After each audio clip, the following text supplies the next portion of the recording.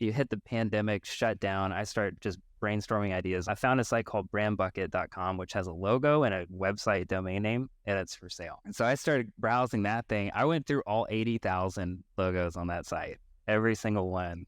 So, hey everybody, you are on 100% Builders. Today we have Paul Yacoubian with us, who's the CEO of Copy.ai. Copy.ai uses generative AI to help anyone write compelling marketing copy instantly. And Paul, you have an ambitious goal to enable 1 billion new entrepreneurs by 2030 by helping anyone create and sell new products and services online. It's so awesome to have you here. It's not going to take until 2030.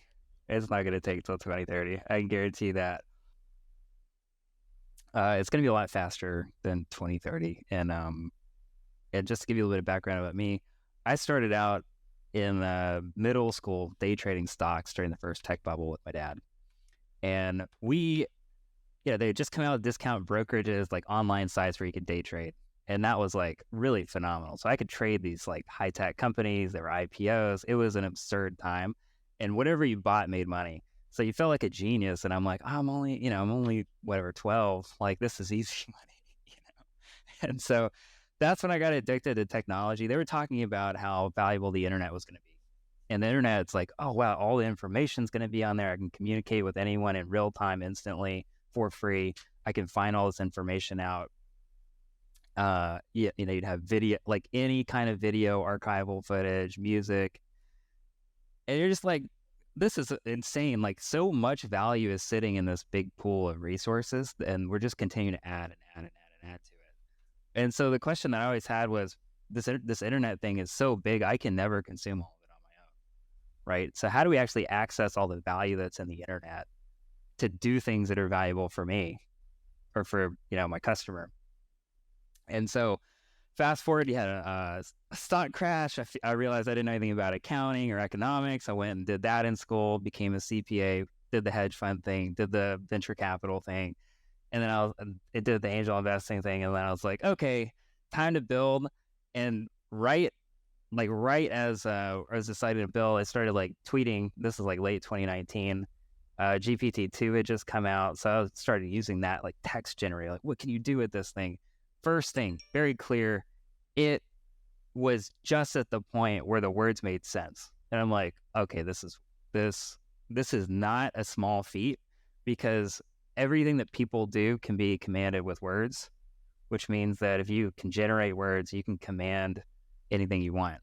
And you can, and furthermore, it was not about factual accuracy in the beginning. It's more like pure creativity. And so that was totally counter to the narrative, like, oh, we'll never replace creative jobs, and it's, going to do these factual things. And I'm like, this is absurd if you just use the thing, right? And so I was like, okay, how long, nobody's ever good at predicting timelines. I'm like, how long is it going to take before this is commercially viable, where you could actually sell the words coming out of these models? And I just make up a number, 5-7 years, something like that, right? It's like, oh, it's gonna be 7 years away. So I started like just brainstorming like crazy. Ended up, you hit the pandemic shutdown. I start just brainstorming ideas in a PowerPoint deck. I ended up with 170 ideas. I was trying to figure out what are the triggers to all these ideas, because you have ideas in your head, like, oh, look, that's a startup idea, and then you forget it and it gets lost forever, right? And then at some point, like, something triggers that idea to flood back into your brain. You're like, oh, I forgot about that idea. So I started writing it down, and I started to try to find these tips and hacks to come in with more ideas.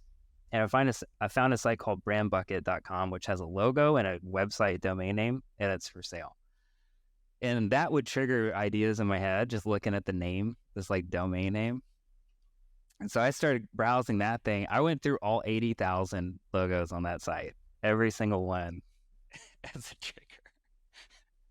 I was like, oh, this would be easy. Like, I bet at some point you could just like feed this as an input, and like an AI model could give you like 10 startup ideas off that theme, right?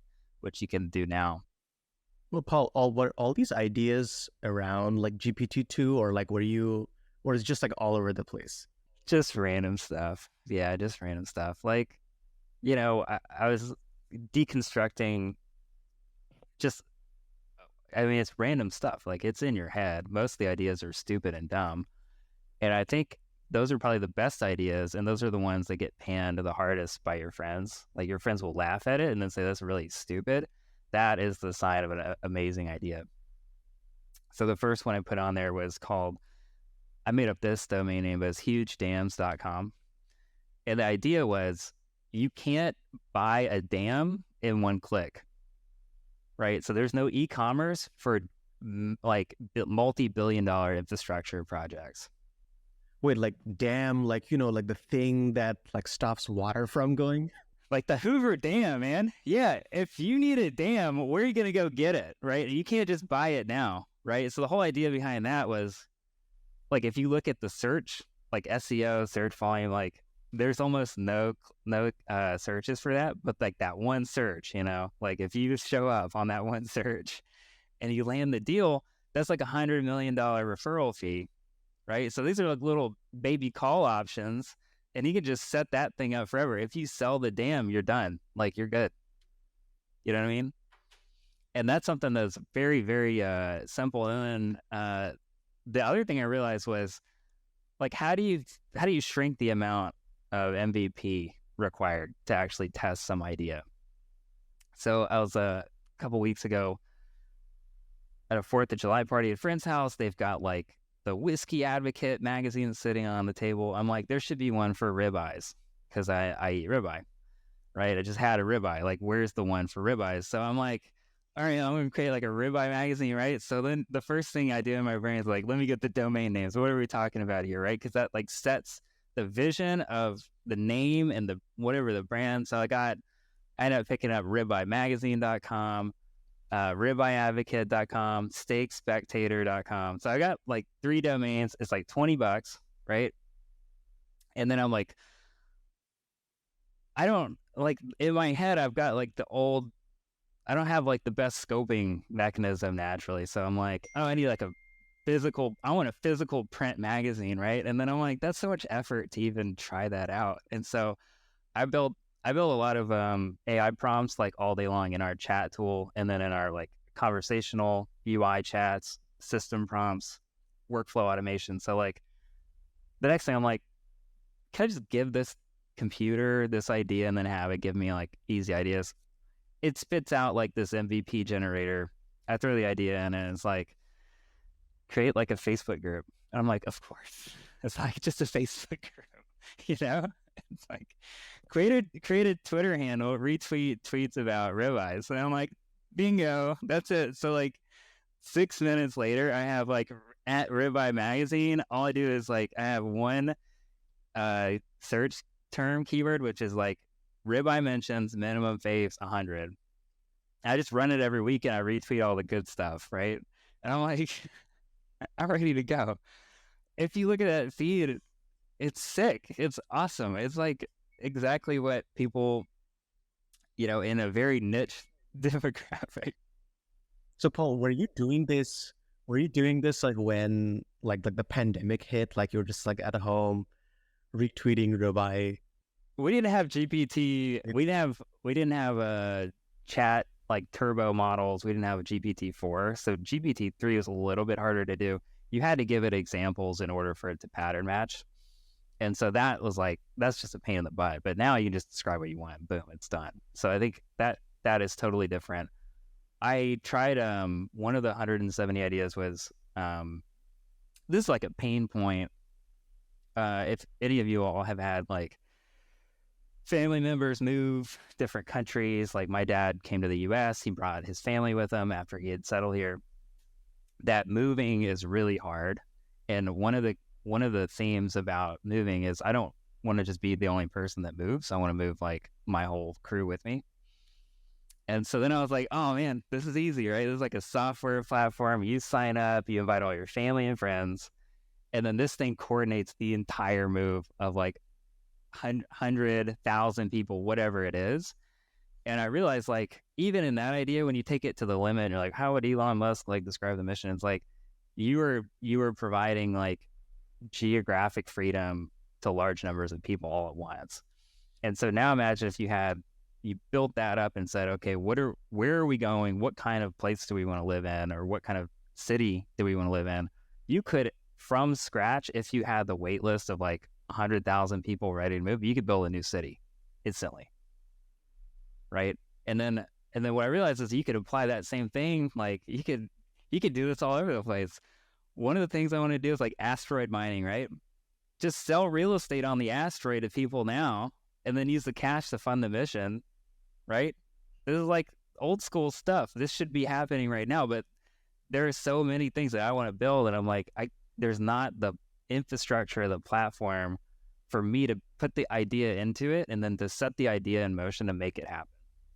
So right now, like at most, a person can focus on one thing, one core activity at a time, one startup idea, and then you're like, if I do that, it's like I'm leaving all my other, children out in the rain, and I'm just like, it's so sad, right? It's like, that's not the future. The future is that all the software and shit just lets the computers like handle all the details, and then you're just going and pushing the mission of the things that you care about forward. So when I look on Twitter, then none of that's happening anywhere. Like the only person that was really doing that was Elon. And now he's like all in about Twitter and the politics of things. Like that's a kind of like, it's like the death of your futuristic visionary, right? It's like we're trying to be futuristic and visionary and moving things forward, making progress. And then the leader of that got bogged down, right, on an important mission, but one that does not bring, it brings negative people together.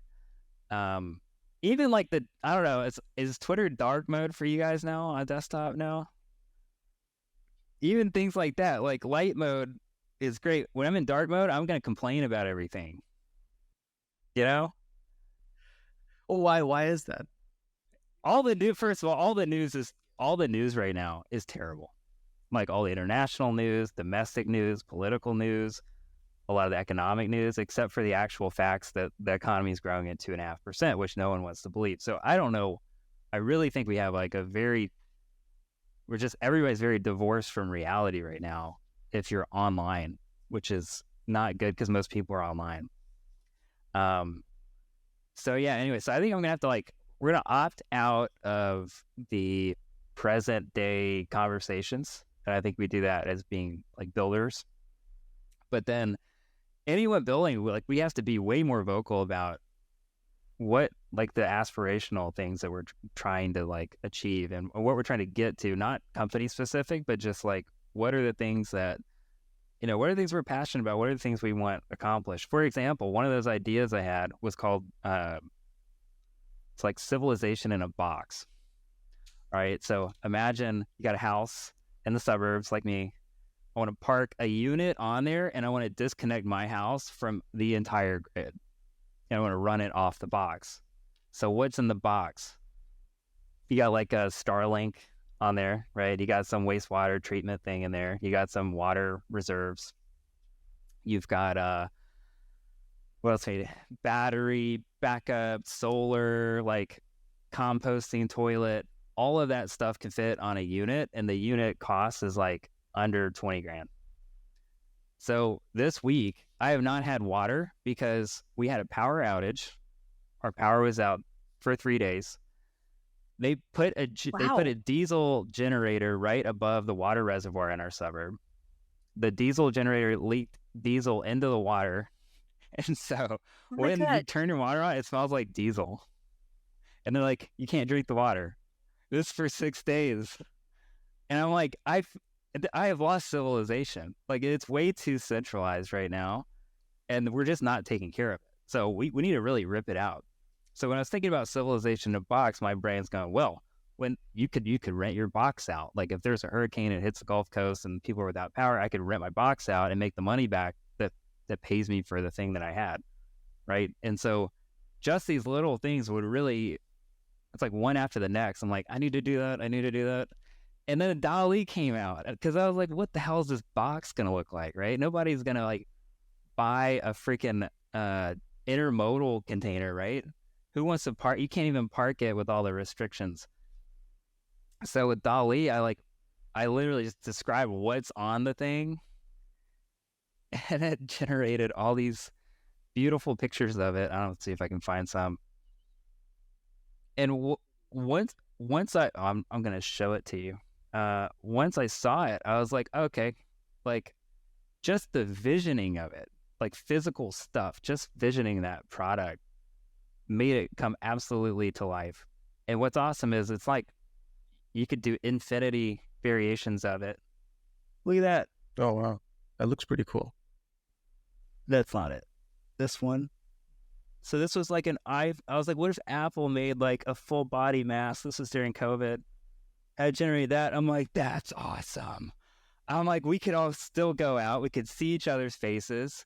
It'd be awesome. I'm like, you'd have like a container. You could control your like oxygen levels. You could pipe other things into this thing. You could have ambient music in there, right? You could, if it's too loud, you could just tune it down. I'm like, this whole thing, there's like an Apple-based environment. And I was like, yeah, I need to build that too. Then you get into like really more industrial type stuff, but you can really look at that. That's like a freaking you'd put that in your pitch deck. You know what I mean? That's something that Rivian would build. Everybody, well, Tesla needs to build this for sure, because they could put one in every house. So those are things I'm like, man, all this stuff's gonna exist on some kind of timeline, but I'm only one human, right? The business part's in the way. The entire, like, here's the idea. We have a vision of it, right? We need to name it. We need a website. We need a landing page. We need a pre-order form. We need like a Stripe account. We need a incorporation. I need to figure out which people on planet Earth care about this mission and would want to join the company. And I need to get them on board. And then I need to get it's probably going to be made overseas, right? But like, I need to get the costs of doing it overseas. I need to get the cost of it doing it in the US. I need a project manager, and then I need a way to fulfill all this stuff. I don't know. Like, I've seen Elon do that with his team, but like, I don't know how to do any of that stuff. And so it probably just comes down, this is where you have like the unknown, right? Where you're like, what would we do first? What's the most important thing to do first? Probably slap a landing page up, tweet it out with a wait list, put some price tag on there, like probably just back of the envelope calc about how much it would cost, put a price tag on there, get the wait list up. You got the wait list. Now it's like hand-to-hand combat with those seed investors, right? Maybe you have a prototype and you're just showing demo videos all day long of you building it. Like, that would also work.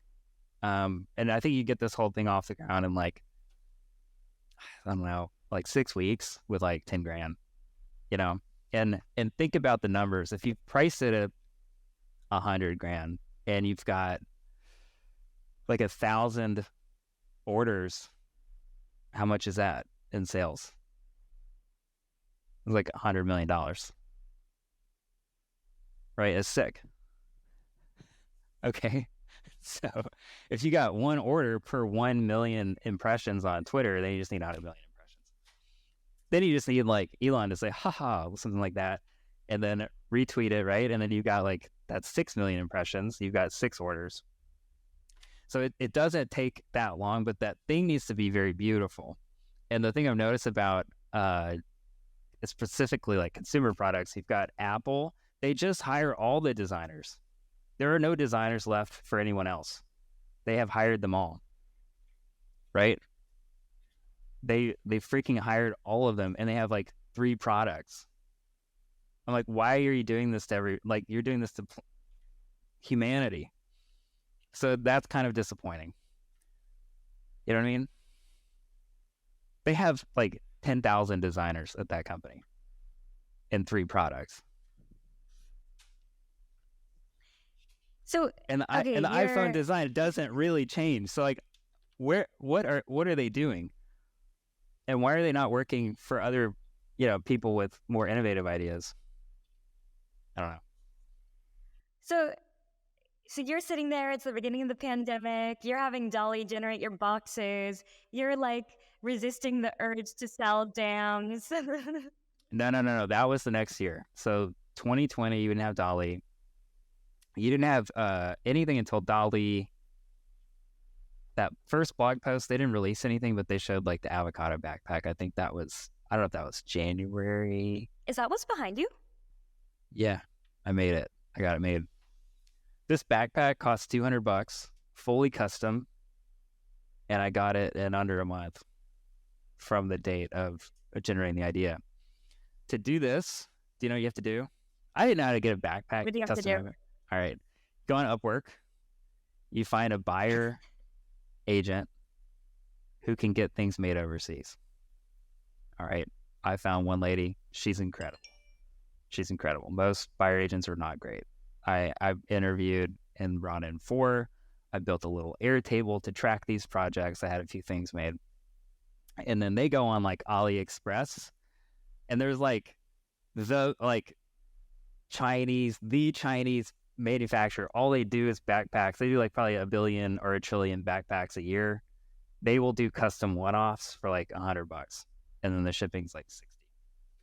So to make a product fantastic, all comes down to the design details, which DALL-E didn't have. I had like the front version of the bag, and they're like, all right, what's the inside look like? I'm like, I have no idea. They're like, what's the back look like? I'm like, I don't know, So she helped me really like pick the materials out. She really loved the project. And then when they built the backpack, they even sent me this like full-on product showcase video. They were so happy that they got to build something like that. And there was so much pride in it.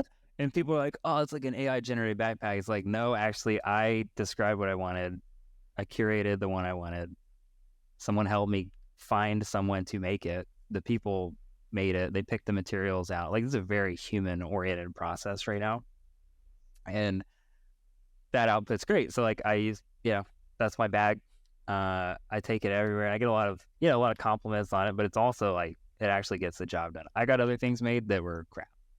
Like, I would not recommend it. What's the worst? I had like, it was like a tracksuit, and I'm like sending them like all these like futuristic Blade Runner style like tracksuit designs and ideas, and then I get it, and it's like it'd be like an $8 like Walmart like warm up thing with terrible colors, and I was like, this is not what I want. They're like, oh, okay, we understand what you want. And like, that would be $1,600, and I'm like, I'm not doing that. So then I moved out. Everything can be made, but it's just a matter of, one, are you working with the right people to do it?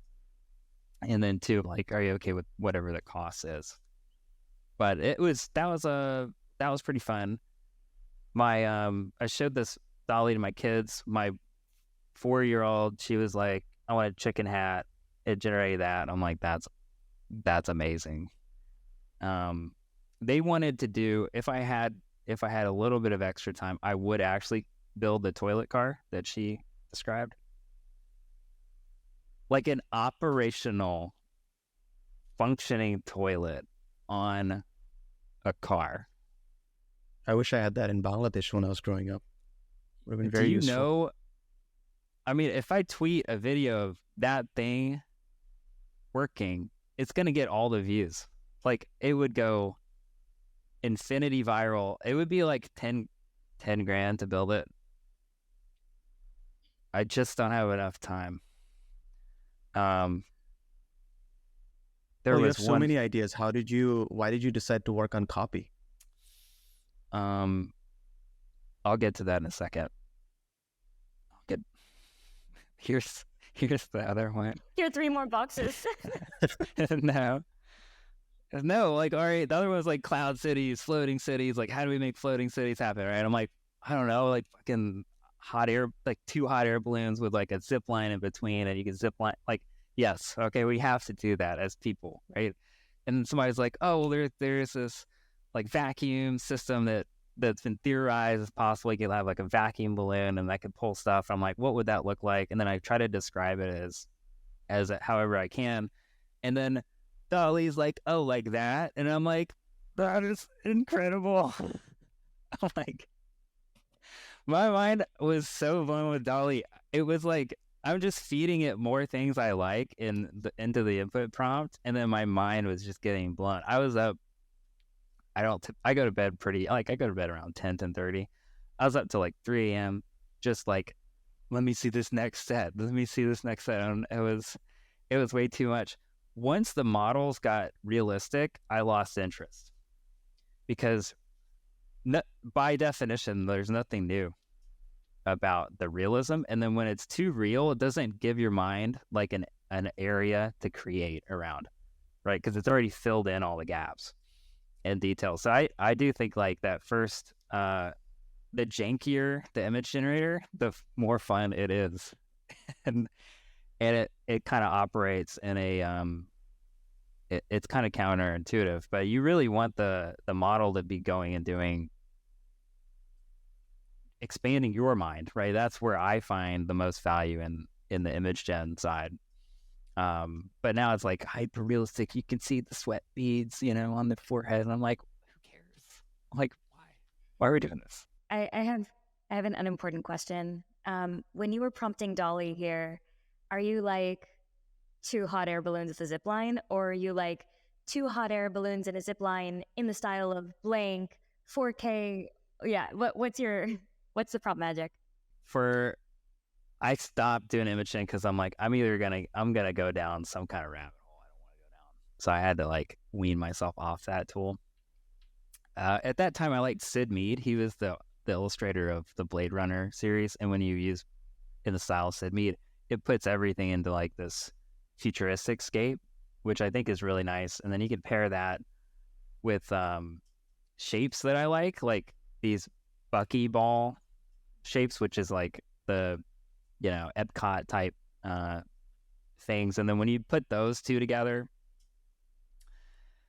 usually it's like I want to see the thing in some kind of landscape, either like floating over like San Francisco, a city or something like that. I don't even live in San Francisco, but over a city, or like in a suburban like driveway, which puts it like in my neck of the woods, right?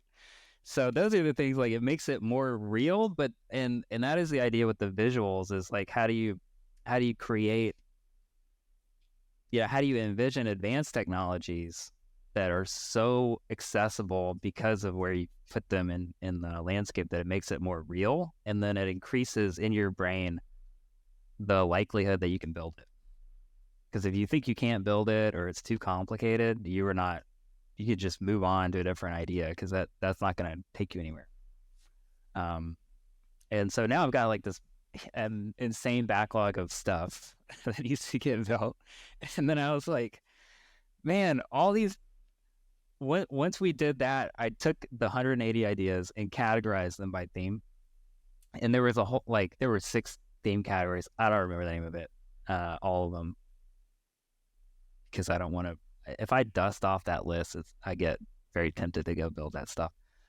But the core category, I'm like, what's the enabling category? It was all around business processes and scaling the best business processes and learning from world-class things and applying that directly into the flow of how a business gets set up, grows, and operates. Because I was like, man, the bottleneck isn't the ideation. I have plenty of ideas. The bottleneck is, how do we get anything done? How do we actually take an idea, get it to market, and get it to the point where it can run on its own? And Elon's done a great job of that. Like, he's got a car company kind of running on its own. He's got SpaceX kind of running on its own. And I think that's pretty absurd, but that's the approach he's taken. So in my head, I'm like, well, any of these like SaaS companies should be the easiest to go full auto with. And then, because you already, not only do you have like everything is scoped and defined in code, which is all text anyway, but like even the best practices, we know who the people are that have the best advice, the best insights, right? We know them by name. We know everything about them. So you can start with like, hey, let's take the YC advice, put that into a prompt, and then ask it what it would do. And it's like, oh, here are great ideas. You can take like Reforge content, put it in a prompt, and you can see what it would do or recommend. And so I think there is a lag right now between that capability and professionals' understanding of how to access it. So it's like an onboarding problem to generative AI. And then beyond that, it's more like, okay, how do we actually deploy these insights a little bit, with less friction into companies? So those are the problems that I'm trying to solve now. And then once you unblock that, it's game over, because every single idea has a straight path towards validating every step that needs to get validated. The MVP generator is scoping everything down into something that's very possible to do within an hour or right now. And then most of that stuff is being tailored, because a lot of it's messaging, right? I need to find people. I need to find vendors. I need to build like a simple roadmap or a deck. All that stuff is easy to replicate now with generative AI. And so that is those are increasingly solved problems. Now you stack them up in a row, and you actually have a full-on business generation system, which is the whole point.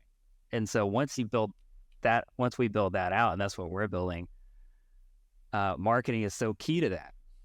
How do you structure the right landing page? What are the benefits? What are the pain points? Who are your customers? What's the audience? Where do I find them? Who are they on LinkedIn? How do we message them? Those are the blockers for everybody.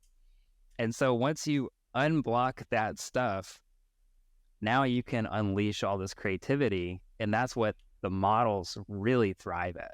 They thrive at creativity because they're probabilistic by nature. They crank that temperature up, give it some, I got a prompt. It's my base prompt. It's hey, be more base, be orthogonal, surprise me, all this stuff. And it's boom, it throws you all these ideas, right, that are not average. It's not just regurgitating middle of the road stuff, which most people find boring, including myself.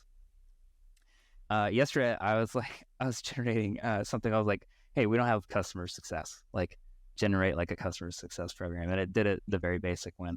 And I was try again, but do things that don't scale, right? Wow. And I was here's use this approach that Y Combinator recommends, right? When you're finding product market fit, boom, everything came out perfect. I'm that's what I want, right? I want to meet these people in person. I want to do manual onboarding. I want to send them swag. All that stuff came out in that list, but in that first list, it was very boring and basic stuff. So even things like that, how do you go from now in my head, everything's related, right? You have that initial prompt. You can ask the model and say, hey, what's a better prompt, right? What's the one, what's a different way of structuring the prompt? Everything, it turns out, is just variations, and it's just variations on variations in brainstorming lists. So that to me is gold, and I'm there's so much stuff to build. I'm how are we gonna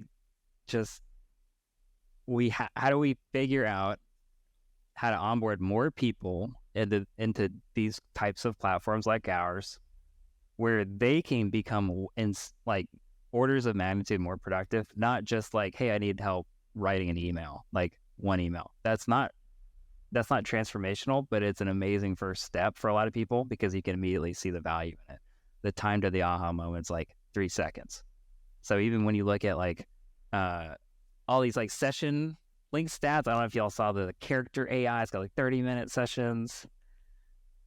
GPT's got 8-minute sessions. I'm they're it's not, it's falling or whatever. The whole point is that the session's short, right? But every product's designed to retain, right, and to get people to use it more.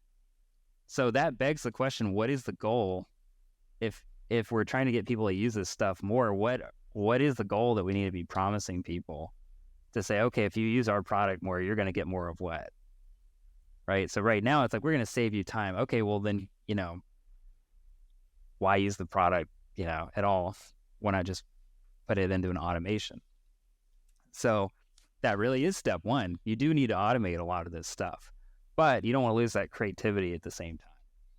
So you have to master the dark art of prompt engineering, and not necessarily just tying these systems together, but actually how do you get the best, how do you get the models to act like actually capable people? So that's what's up. And then now we're moving into, when you move into onboarding is the product. Like, you guys have heard this before. Like, we built a system, it's so powerful. Everybody, like GPT-4, insanely powerful. You look at how people use it. How are they using it? They're not. Like, people aren't even using it, right?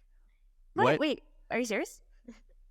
Most people are not using GPT-4 for everything all day long, right? What is the onboarding? What's the user onboarding for GPT-4? Oh, you have to confirm that you understand that this is experimental, and then it... Yeah, there is none. This isn't the same shit, right? So everybody's having to discover how to even use it, and then that needs to get translated back into some kind of onboarding to teach people how to use it, and that onboarding needs to be personalized and make it so that it's actually relevant and useful for the person.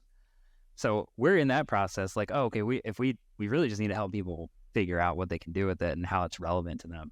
So all of the things this is where the do things that don't scale is like, it is the best approach, because everything now we're doing manually, one-to-one, onboarding, asking questions, discovery, all that stuff can be replicated now in a product, inside the product, inside of an onboarding.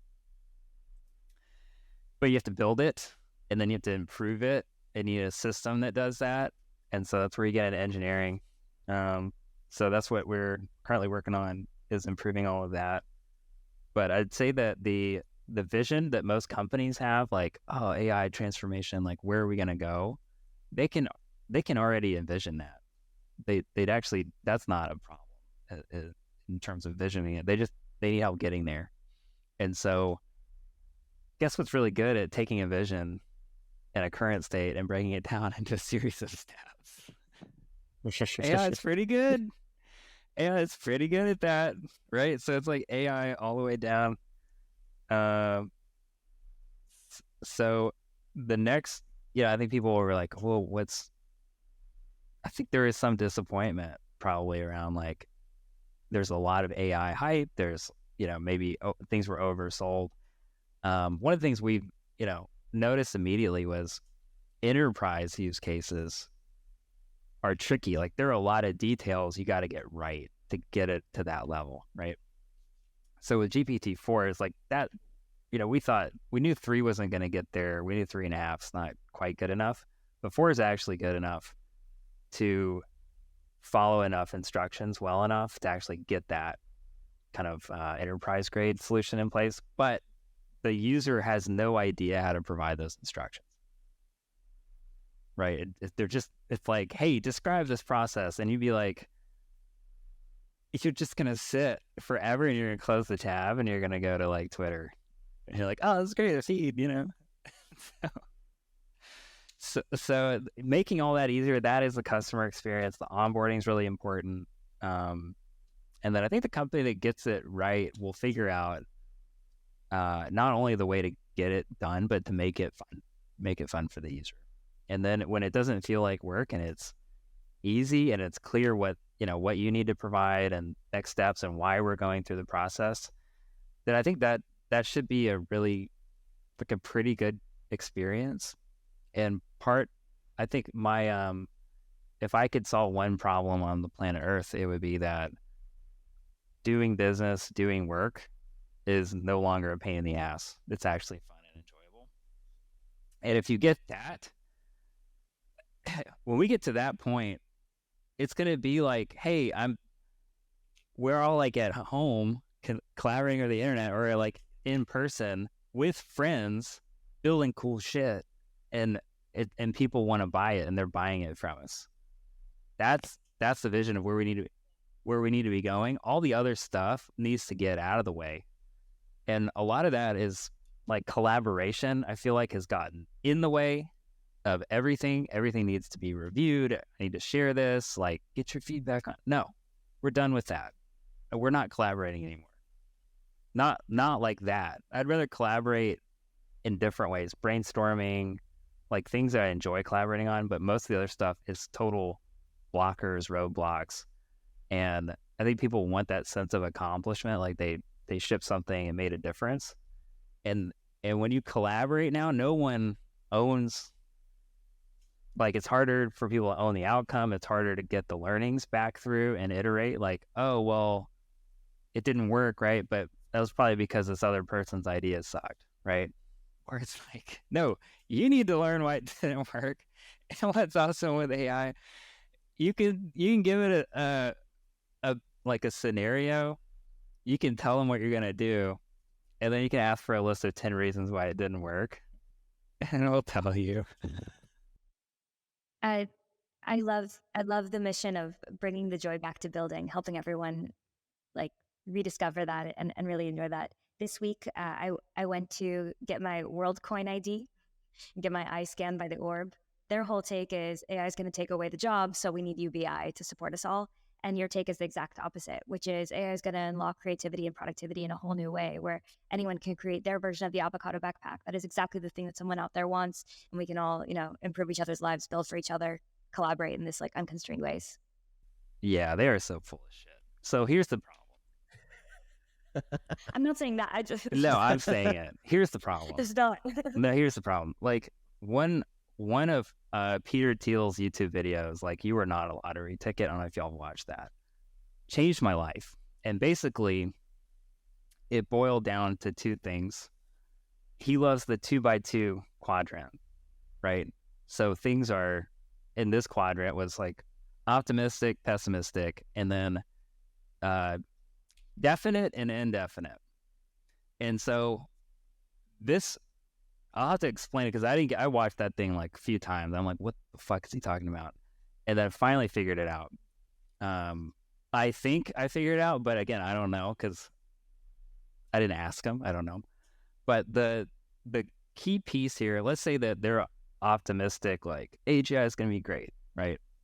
Okay, but there's this indefinite thing. We don't know what's going to happen then. That's probably the most, after I watched the video like the third time and I was reflecting on what I have been indefinite about in my own life, it is absolutely the source of every problem in my life, is that indefiniteness. What do you mean by that? The pandemic hit, right? And everybody's locked inside. And you're like, when is life going to get back to normal, right? And then what's the answer been? I don't know. And you're in this state of unknown with no definitive viewpoint on what the answer should be and a definite understanding of when we're going to turn this shit off and we're going to get back to whatever we want to do, right? And you ask people, I mean, there are a lot of different things. Like one is, do you want to find, like, do you want to get married? Do you want a spouse, a husband, a wife? And they say, well, not right now, but like later on. That's an indefinite answer, right? It's not a clear answer. It's like, well, you ask anyone, what is your career goal? And they tell you. And you ask them, what have you done in the past year to get yourself closer to the career goal? And the answer is almost always nothing. They didn't do anything. And so we're living in this world where we have agency, right? We can do stuff, but no one is encouraging anyone to be definite about what that future needs to look like. And there's been zero pressure from anyone in public to encourage everybody to make that decision. And then you get to this state where it's like, cool, we're going to build the most powerful computer system ever. Great. Well, why? Well, we don't know. We don't have an answer. So it's like, do you think that like building it with no answer in mind doesn't that increase the odds that the outcome sucks and it doesn't actually achieve the vision that you wanted? Don't you have to get people on board to the vision? in order to make sure that you're just getting all the benefits and not the shit part of it, right? Like framing this stuff, you are the leader, you're leading the project, and your best outcome is that everybody's on welfare all the time. Well, I know It's we're a joke. almost at It's time. telling people, hey, you shouldn't even study. You shouldn't build anything because it's pointless, right? Just give up. That's the message that's being given to people. Give up. There's no point. It's hopeless. AI is going to take everything. It's going to replace you. Your job is going to take your family. You won't even have a family because you'll just use AI bots, right? You'll have an AI girlfriend. You don't need kids. Just stay at home because it's cheaper. Like all this stuff, to me, it just totally conflicts with my core human self. It's all conflicting. And so when I see it and it's like you've had success on 10 different avenues, and then now you have this next thing, it could not be different than like Elon's version of let's get to the next planet. Let's build an awesome city there, civilization. Let's make, improve. Like we have this climate problem. Let's go solve it. This is how we're going to solve it. Definitively, this is how we know we've gotten there. Even with the AGI stuff, define it. It's like the definition is it does everything better than people. I'm like, that's a shitty thing to want to build, right? Now, there's probably a better thing for me that I build the same thing, but for a different reason.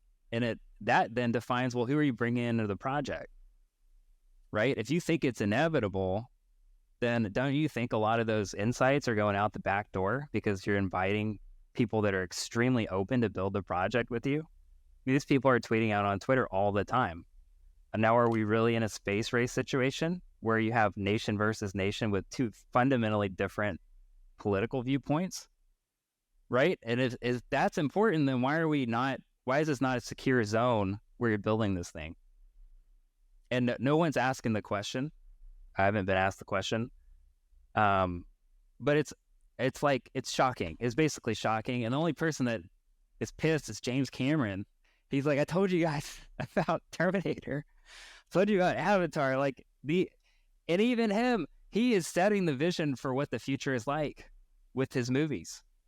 So it's not a warning. It's like people watch it and their takeaway is, oh, this is inevitable. We're going to get the Terminator. And now I see people on Twitter giving robots access to these large language models with weapons. And I'm like, no, that should clearly be illegal and nothing's happening. And there are very few builders right now that are not influenced by those viewpoints, the indefinite viewpoint. Like, I don't know what I want to build. I'll build something, I'll launch it and just see if anybody cares. Right. That's a very indefinite way to build without like a very clear sense of what needs to be accomplished, because everything is a roadblock. So how are you going to power through it if people say, well, I don't like that? Are you done? Right. And Danny, I think you mentioned this in like your post. You're like, hey, we're building stuff and testing it, but you're just kind of like in the wilderness, right? Without the confidence to go and say, hey, look, this is actually what would be really valuable. Let's go build it. Let's be a little bit more thoughtful about our approach to it. And I think those outcomes are always going to be great. Like you are a man of recipes, like people come up to me all the time and say, hey, like, how do I start a company? How do I get to like 10 million users? If you were to start a company today, and you did this, like you went to 10 million users. How do you get to 10 million users? What are the steps with or without ChatGPT? Well, you need like the world's most powerful AI technology of all time to come out. And then you need to build a, simple app that takes it, makes it useful. So the 99% of the time, I'd say like the products are not really, there's not enough new thing to attract that many people to it. Because you need something new, right? And technology is all about new things. And so the reason why we went all in when GPT-3 launched was because it was clear to us that this is ushering in a new wave and it's a new tech platform. And so when you get new tech platforms, you usually have like a 2-year period before people react and adopt, right? So what makes Twitter great is all the early adopters are on Twitter and they're actually the most active users. So if you want feedback and if you want early users before your product's polished, that's the place to launch. And then they they share word of mouth like crazy. Like they influence the people in their, family, immediate, like their business, wherever, but they are tastemakers. And so if you have something that is new enough and has like a broad market appeal, things that are like prosumer tools, consumer things, you're more likely to hit those kinds of user metrics. Now, the thing that's more valuable is like the value metric. How do we actually create value for 10 million people? That's a real challenge to do. So I'd say be early to like the best technology wave of all time.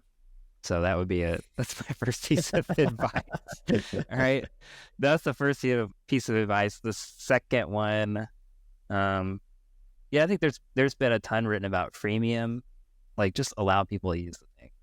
So do whatever you can to make it free, make it easy to access, easy to use, reduce all the friction for people testing it out, trying it out. That helps. Then there's all like the product-led growth tactics, like sharing, inviting, collaborative features. All that stuff helps a user bring in more people to the product. And then I do think that the running very hard in social media platforms, like can't do it through ads. You can do it through influencer type campaigns where they're just, highlighting your product and what it can do and just sharing that with their audience. Those things could give you such a breadth of awareness that you can actually, it's a huge like brand marketing. And brand marketing is one of those things that most of the time you don't see directly like the impact, but it's like huge top of funnel driver. And you're like, oh, those are low quality leads, right? But it's actually still the biggest volume of high quality leads. And then that brand awareness makes everything downstream way easier. Everything becomes easier. So it's like have like a huge like top of funnel growth, focus on that. Even if it's like not very specific, that's okay. Oh my God. Always. Yeah, always. Unblock the top of funnel growth. You can always figure out who you want to build for or what you want to focus on and narrow that down. But to have the big top of funnel gives you like these insane advantages where it's like, oh yeah, I've heard of them.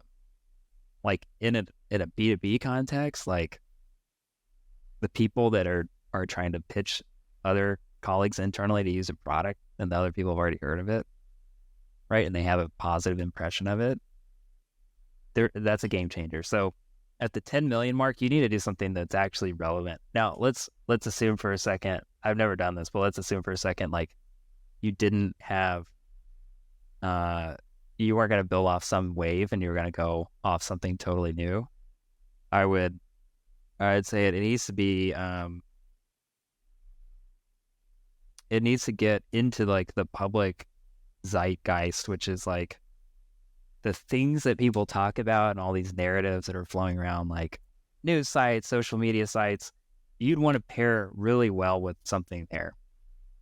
And you would want to make something that is going to take off like a rocket ship. So I had one idea for like an app that detects like where like poop is in San Francisco, and then that guy built it. And the second he built it, he tweeted it out. It was called Snap Crap.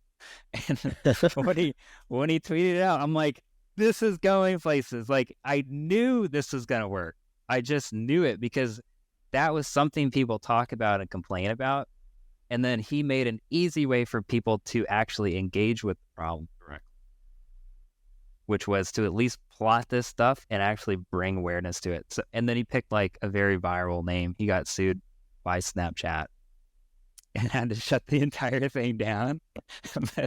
Wow. It was like a single issue type thing. And then he just went full, all the way to the wall on it. And it went totally viral. People downloaded the app, they were using it, but then nothing happened. Like they would report all this stuff and the city wouldn't clean it up. And so then it's like, well, what's the point of the app? It's like nothing, because nothing's happening. And so I was like, dude, you got to actually solve the problem. I'm thinking in my head, I'm like, you got to actually solve this problem. It's not enough to like put this put more tickets like with the city who's not solving it today. You know what I mean? So like my brain's going, what are 10, these become instant prompts for like, I use our Copy AI chat to do this 10 prompts because it already knows about me. 10 ideas, easy things to test to solve this X problem, whatever it is. That problem comes out and you're like, hey, I want a more based, orthogonal, surprise me. And then it gives you like the gold. And you're like, holy crap, we could do that today and solve the problem with no money. And that's the way to go about it. So that one went viral, even though it was a tiny city. Like San Francisco is only like 500,000 people. So how's something going viral across, tens of millions of people when the target's only 500K? Like that's how big of a shareability thing, right? Like you see that, you're like, oh, this is funny. You share with a friend. That's when the thing explodes. So I have a few ideas in that vein that are tricky, where you have very clear problem statement, but a very unclear solution to actually solving the problem. How do you like manage your, like, cause you want to work on a lot of different things, right? But like you have this company that you have to run, has more than 10 million users. How do you stop yourself from attacking all these other problems that you're super excited about too? Cold turkey. It's cold turkey, man. I haven't touched any of this stuff. Okay. So basically the trick is just not even think about it, not even touch it, or not even take a step closer. I'll add it to a list and I'll just move on. I'll put the idea in a list. Fine. That's a very smart way to manage that. Yeah. And I'll just think back, what am I building and why? And I'm like, okay, this is going to help accelerate all that stuff, but we got to build this first. Yeah. This is like the foundation. This is the foundation. Yeah. Cool. Paul. Yes, sir. All right. We need a part 2. Good talking to you. Yeah. It'd be cool to build something in real time. 60 minutes. Yes. And like live stream it too. Yeah. Yeah, that would be awesome. Is anyone doing that? Probably. On Twitch, yeah. No, we should do it. We should do it. Well, I'll find something to build. There's a lot. Bye.